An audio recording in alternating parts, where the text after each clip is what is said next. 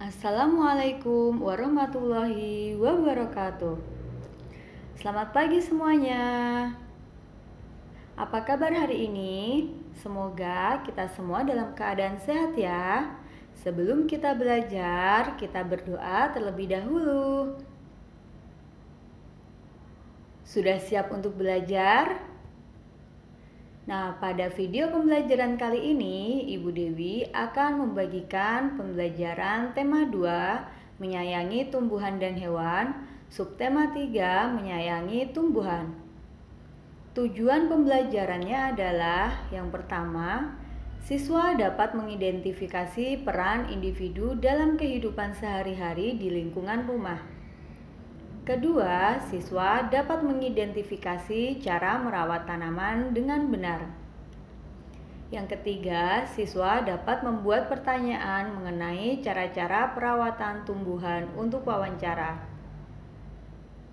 Yang keempat, siswa dapat menjelaskan tentang gambar dekoratif. Nah, apa itu keluarga? Keluarga adalah unit terkecil dari masyarakat yang terdiri atas kepala keluarga dan beberapa orang yang terkumpul dan tinggal di suatu tempat di bawah suatu atap dalam keadaan saling ketergantungan. Anggota keluarga inti terdiri dari ayah, ibu, dan anak.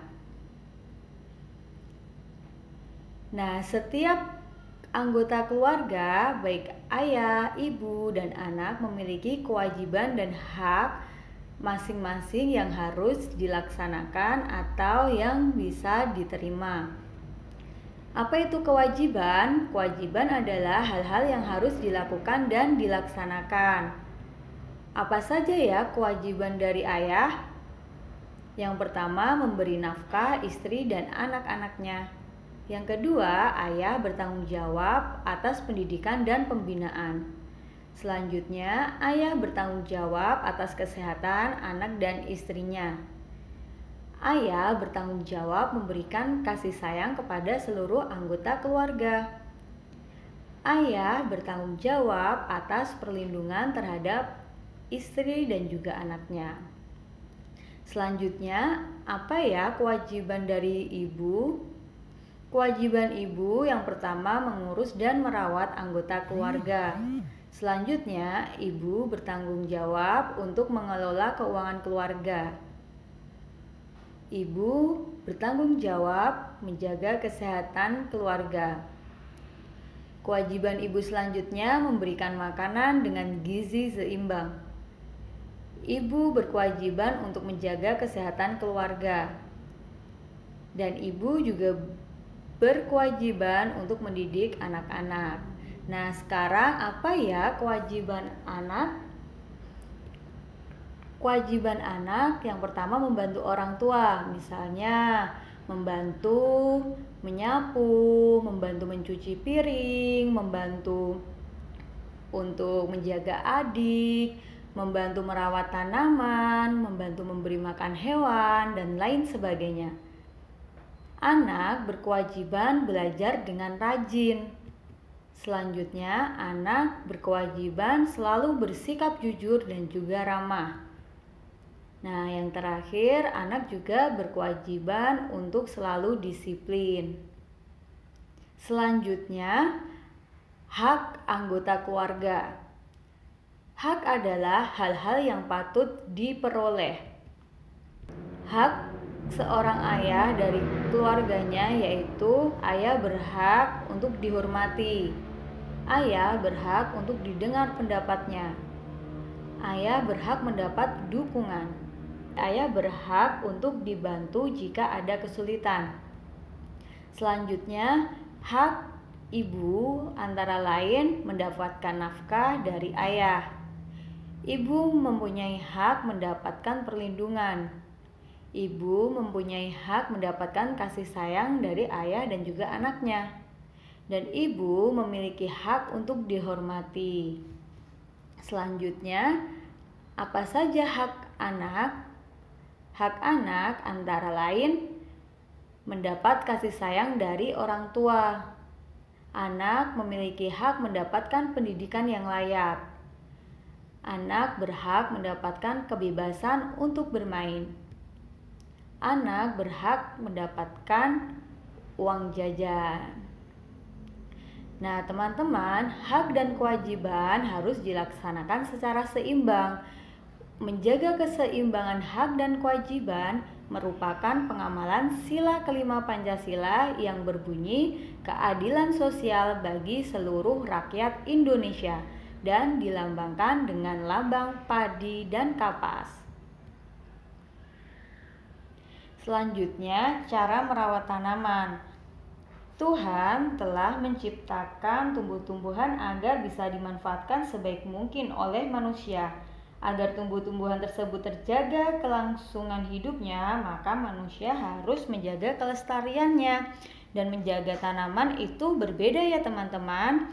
Contohnya merawat bunga. Bunga ini tidak memerlukan lahan yang luas untuk menanam karena bisa ditanam di dalam pot. Nah, jadi untuk merawat tanaman hias itu yang pertama disiram setiap pagi dan sore. Kemudian kita harus rajin membuang kelopak daun yang layu dan memberikan penerangan sinar matahari yang cukup. Berbeda dengan tanaman misalnya pohon pisang. Pohon pisang ini merupakan tanaman yang memerlukan lahan yang lebih luas dibandingkan tanaman hias seperti beraneka macam bunga. Nah, tanaman pisang dapat dirawat dengan cara yang pertama pemangkasan, yaitu pencegahan penularan penyakit. Yang kedua, penyiangan dan penggemburan tanah. Penyiangan dan penggemburan tanah di sekitar pohon pisang harus dibersihkan dari rumput pengganggu dan penggemburan tanah dilakukan agar tanah menjadi lebih subur. Selanjutnya, pembumbunan. Pembumbunan dilakukan jika umbi pisang muncul ke permukaan tanah. Cara merawat tanaman pisang selanjutnya dengan melakukan pengairan yang dilakukan secara teratur terlebih pada musim kemarau. Hal ini dilakukan untuk mencegah tanaman pisang mati. Selanjutnya, penjarangan anakan, yaitu mengurangi jumlah anakan, menjaga jarak tanam, dan menjaga agar produksi tidak menurun. Yang selanjutnya adalah pemupukan. Pemupukan ini membantu meningkatkan kesuburan tanaman, dan pemupukan dapat dilakukan dengan pupuk organik maupun pupuk anorganik. Selanjutnya, sanitasi kebun, yaitu menjaga lingkungan kebun tetap sehat sehingga pertumbuhan tanaman dapat berlangsung dengan baik. Pernahkah kalian pergi ke pantai? Nah, bagi yang pernah bermain ke pantai tentu pernah melihat tanaman atau pohon-pohon yang tumbuh di tepi pantai ya. Contohnya yaitu pohon bakau. Hutan mangrove sering disebut dengan hutan bakau, yaitu hutan yang tumbuh di air payau dan dipengaruhi oleh pasang surut air laut. Peran atau manfaat hutan bakau bagi kehidupan di sekitar pantai antara lain melindungi garis pantai dari pengikisan, selanjutnya meredam gelombang besar termasuk tsunami, yang ketiga dapat menjernihkan air pantai dan sebagai tempat wisata. Nah, tahukah kalian bagaimana cara merawat pohon bakau? Cara merawat pohon bakau ada dua cara. Yang pertama adalah penyiangan, dilakukan untuk membasmi hama. Yang kedua, penyulaman, yaitu untuk mengganti pohon bakau yang mati. Nah, pohon yang mati diganti dengan bibit atau pohon bakau yang lain dan yang seumuran. Tujuannya agar pohon-pohon bakau dapat tumbuh secara seragam. Pohon-pohon bakau yang telah ditanam mesti dijaga pertumbuhannya. Tahukah kalian apa saja penyebab kerusakan hutan bakau?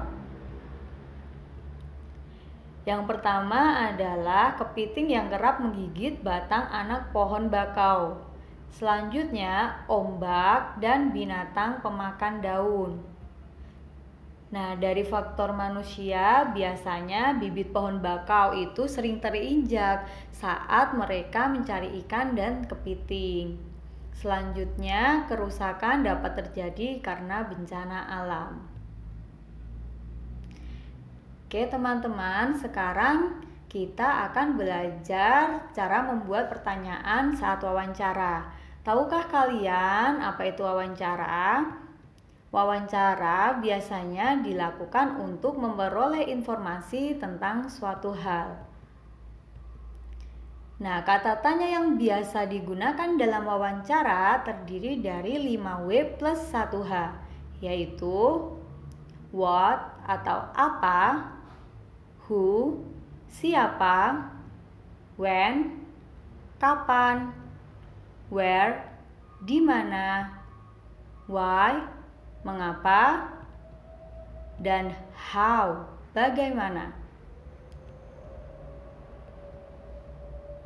Nah, berikut adalah contoh penggunaan kata tanya 5W plus 1H dalam wawancara. Yang pertama, apa? Misalnya, apa yang dimaksud dengan hutan mangrove? Selanjutnya, siapa? Siapa yang bertanggung jawab atas kelestarian hutan mangrove? Contoh pertanyaan dengan kapan. Kapan kita harus merawat hutan mangrove? Di mana? Di mana kita bisa menjumpai pohon bakau? Pertanyaan dengan kata mengapa. Mengapa kita harus melestarikan hutan bakau? Pertanyaan dengan bagaimana. Bagaimana cara merawat pohon bakau? Nah, begitu ya teman-teman.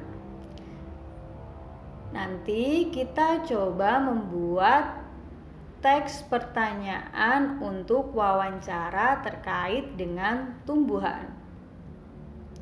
Sekarang kita belajar tentang batik. Batik menjadi ciri khas busana nasional Indonesia. Jadi, kain batik itu teman-teman berasal dari negara Indonesia. Batik sudah diakui oleh UNESCO sebagai salah satu warisan dunia. Batik menjadi ciri khas busana nasional Indonesia. Motif batik bermacam-macam, ada bentuk dedaunan, ada akar-akar, ada bunga, hewan, dan lain sebagainya. Nah, ini adalah contoh motif batik. Ada Sindu Melati dari Klaten, kemudian ada motif Sidomuti yang terkenal dari Solo, motif Jelamprang yang terkenal dari Pekalongan, dan motif Megamendung yang diproduksi oleh Batik Trusni di Cirebon. Nah, ini dia alat membatik. Alat yang biasa digunakan untuk membatik tulis itu disebut canting ya teman-teman. Cara penggunaannya, canting dicelupkan pada cairan lilin, kemudian ditiup, baru digunakan untuk menggambar motif batik tulis. Sekarang kita belajar tentang gambar dekoratif.